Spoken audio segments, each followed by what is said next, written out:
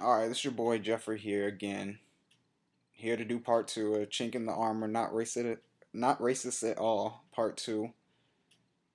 So I came across some new information, how to clarify it, so I decided to just make a new video, make it easier.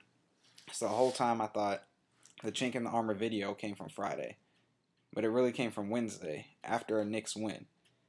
The Knicks had won, but Jeremy Lin didn't have the best game, but he still had a great impact on the game, doing big things. He's a good player.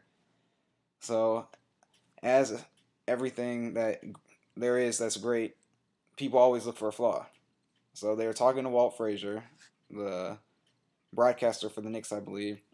So they're saying, yeah, Lynn, he's so great, but is there a chink in his armor?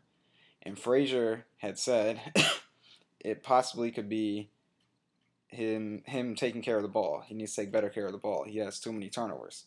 So on Friday, Lynn had 9 turnovers, which is tied for the most turnovers in a single game this season. And people are blowing up over the headline that says "chink in the armor," but I guess they failed to realize right under it, also on the same page, the main page, you could see this right under, I guess the sub headline: Jeremy Lin's 9 turnovers lead to Knicks streak snapping loss to Hornets, something along those lines. So it's making the connection back to what Frazier had said. The chink in the armor was turnovers, and in the game, 9 turnovers. That's most in the NBA this season in one game. It happened, so I think it's fair to use that reference of chink in the armor. So some people they're responding back like, "Oh, well, what if they use the word nigger or wetback or cracker when referring to a black person, a Spanish person, or a white person, respectively?" All right, first of all, nigger and wetback don't have alternate meanings, so you can't even compare those two. Cracker does have an alternate meaning, so that one you could use, but I haven't really ever heard cracker used in sports, so that's a little off base as well. So I don't know where those people are getting that point from because um, cracker isn't commonly used. So another person came back at me with a comment that what if they use niggardly, which is a word that means, I forgot what it means, but it's a word. It's not a bad word. But I had to tell them that's like a spelling bee word. No one uses niggardly.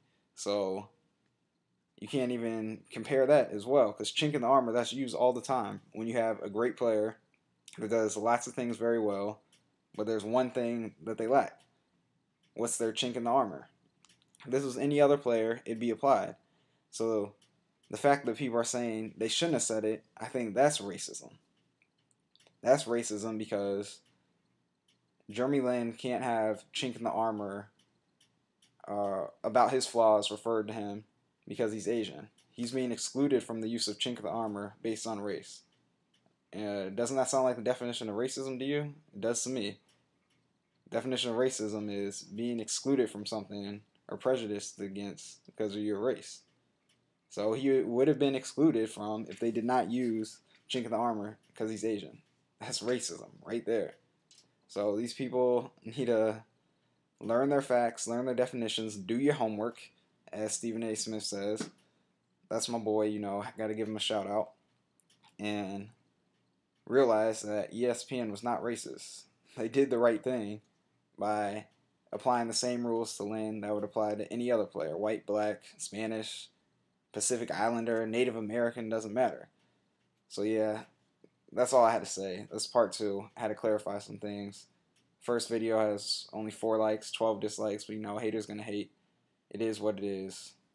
Tell me what you think about this. It's probably gonna get even more hate than the first one, but oh well. I can take it. Alright, out.